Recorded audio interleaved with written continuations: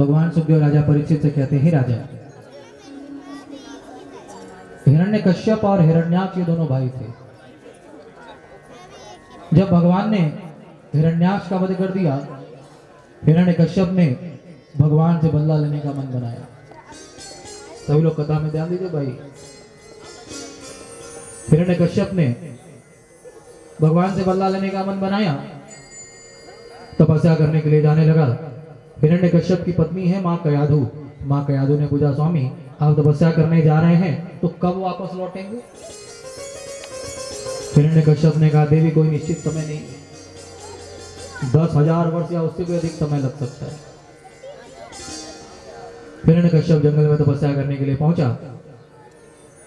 इधर सारे देवता दौड़े दौड़े देवगुरु बृहस्पति के पास गए। कहा, गुरुदेव यदि हिरण्यकश्यप की तपस्या पूरी हो गई तो फिर हम में से किसी को जीवित नहीं छोड़ेगा। देवगुरु बृहस्पति ने एक तोते का रूप बनाया। इधर हिरण्यकश्यप स्नान आदि करके एक वृक्ष के नीचे बैठ करके आंख बंद करके कहता है, ओम ब्रह्मदेवाय नमः। देवगुरु बृहस्पति तोता बन करके उसी वृक्ष के ऊपर बैठ करके कहते हैं, नारायण नारायण।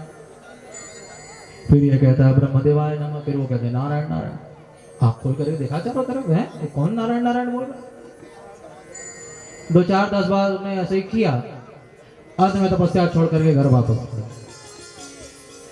माँ कयाधु ने देखा तो कहा, स्वामी आपने तो कहा था कि 10,000 वर्ष या उससे भी अधिक समय लग सकता है, और आप तो सुबह गए शाम तक वापस लौट आए।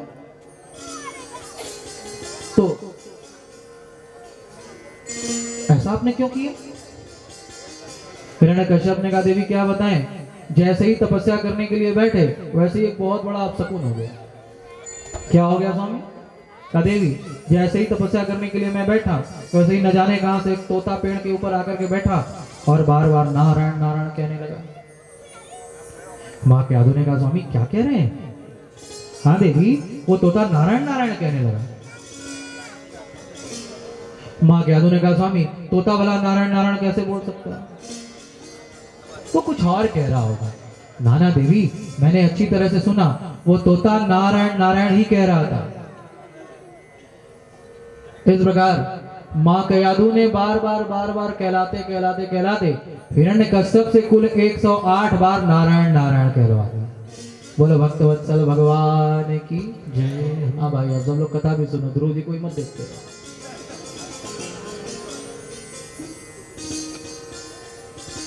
हिरण्यकश्यप ने फिर घोर तपस्या करी है। ब्रह्मा जी प्रकट हुए, कहा बताओ क्या वरदान चाहिए? हिरण्यकश्यप ने कहा, महाराज बस अमर होना चाहते हैं। ब्रह्मा जी ने कहा, बेटा हम ही अमर नहीं है, तुम्हें कहां से अमर बना, कुछ और मांगो। हिरण्यकश्यप ने अपनी बुद्धि चलाई, कहा महाराज तो आप मुझे वरदान दे, न मैं दिन में मरूं न रात में मरूं, न घर के अंदर मरूं ना घर के बाहर मरूं, 12 महीने में से किसी महीने में न मरूं, आपके द्वारा बनाए हुए किसी भी प्राणी से न मरूं। ऐसे लंबा चौड़ा वरदान मांग रहा है। ब्रह्मा जी ने बीच में कहा, ठीक है तथास्तु, और अंतर ध्यान होगा, तो और लंबी लिस्ट न बना दो। बोलो राधे राधे। ब्रह्मा जी से वरदान प्राप्त करके हिरण्यकश्यप ने तीनों लोकों पर विजय प्राप्त कर ली। मां कयाधु के गर्भ से भगवत भक्त प्रहलाद का जन्म हुआ है। बोलिए प्रहलाद जी महाराज की जय। शिक्षा दीक्षा देने के लिए हिरण्यकश्यप ने भक्त प्रहलाद को गुरुकुल में भेज दिया है। शुक्राचार्य जी के दोनों पुत्र संड और अमर्क प्रहलाद जी को शिक्षा दीक्षा देने लगे।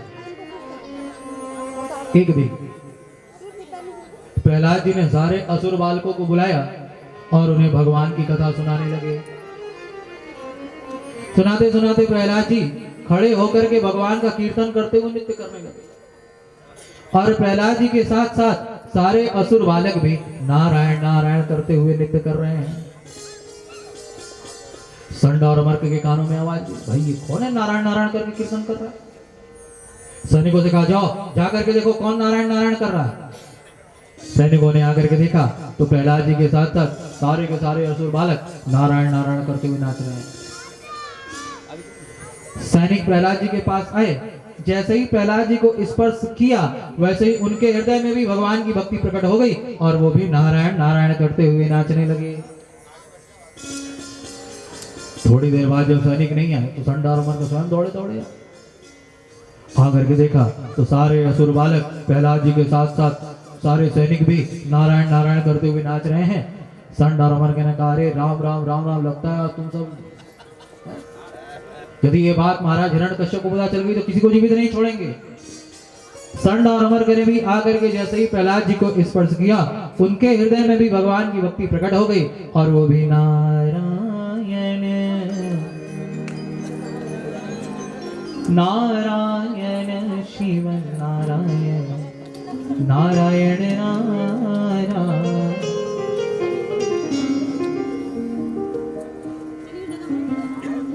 जब प्रहलाद जी की शिक्षा दीक्षा पूरी हुई, प्रहलाद जी अपने घर वापस लौटे। एक दिन हिरण्यकश्यप ने बड़े प्यार से भक्त प्रहलाद को अपनी गोद में बैठाया और पूछा, बेटा प्रहलाद, तुमने अब तक गुरुकुल में क्या सीखा? कोई एक अच्छी सी बात बता दो। प्रहलाद जी ने मुस्कुरा करके कहा, हे पिताजी, श्रवणम कीर्तनम विष्णु स्मरणम पाद सेवनम अर्चनम वंदनम दास्यम सख्यमात्मनिवेदनम। हे पिताजी, मैं तो यही समझता हूँ, भगवान के नाम का कीर्तन करना, भगवान विष्णु की सेवा करना, यही हमारे जीवन का लक्ष्य होना चाहिए। जैसे ही इतना कहा, हिरण्यकश्यप ने कहा, क्या मेरे शत्रु की बड़ाई करता है? तुरंत उठा करके प्रहलाद जी को धरती पर धड़ाम से पटक दिया। सैनिकों से कहा, ले जाओ, ले जा करके इसे मार डालो। सैनिक प्रहलाद जी को लेकर के आए, पहाड़ के ऊपर ले जाकर के प्रहलाद जी को पहाड़ से नीचे फेंक दिया। लेकिन प्रहलाद जी महाराज तो केवल नारायण नारायण श्रीमन नारायण। भगवान वैकुंठ लोक में क्षीर सागर में शयन कर रहे हैं। माता लक्ष्मी उनके चरण दबा रही हैं। भगवान ने जैसे ही देखा, अरे मेरा भक्त प्रहलाद पर्वत से नीचे गिर रहा है, तुरंत भगवान उठे हैं, दौड़ पड़े हैं और आकर स्वयं अपने हाथों से प्रहलाद जी को उठा लिया है। सैनिकों ने जाकर के प्रहलाद जी को नदी में फेंक दिया। लेकिन प्रहलाद जी महाराज तो वहां भी नारायण। भगवान ने आकर के प्रहलाद जी को किनारे कर दिया। पागल हाथी से कुचलवा करके मारना चाहा, लेकिन पागल हाथी ने जैसे ही प्रहलाद जी को देखा, उसकी बुद्धि ठीक हो गई और वो भी सिर झुका करके प्रहलाद जी को प्रणाम कर। ऐसे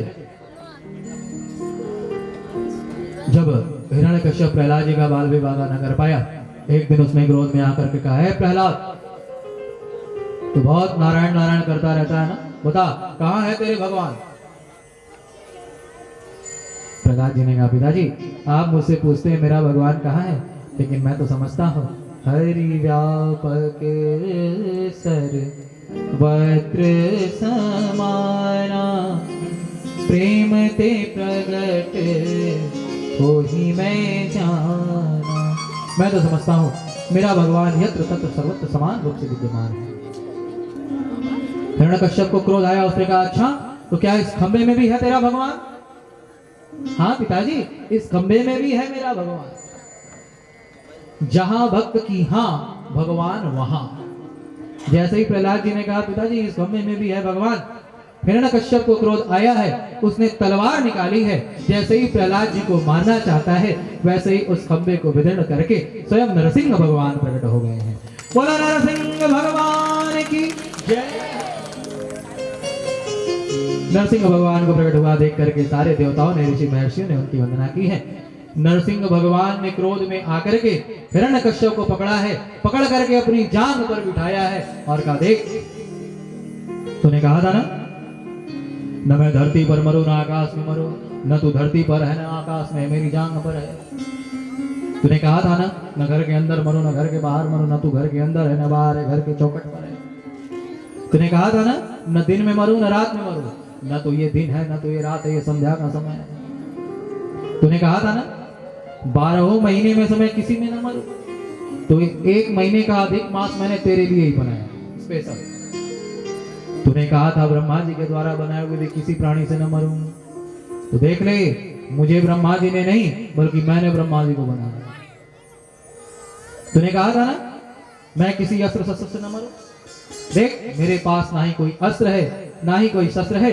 ऐसा कहते हुए नरसिंह भगवान असंग सिंहों के समान गर्जना करते हुए अपने बड़े बड़े नाखूनों को निकाल करके हिरण्यकश्यप की छाती पर वार करते हैं। उसकी छाती को विदीर्ण कर दिया है और हंसते हुए भगवान उसका रक्तपान करने लगे हैं। बोलो नरसिंह भगवान की जय।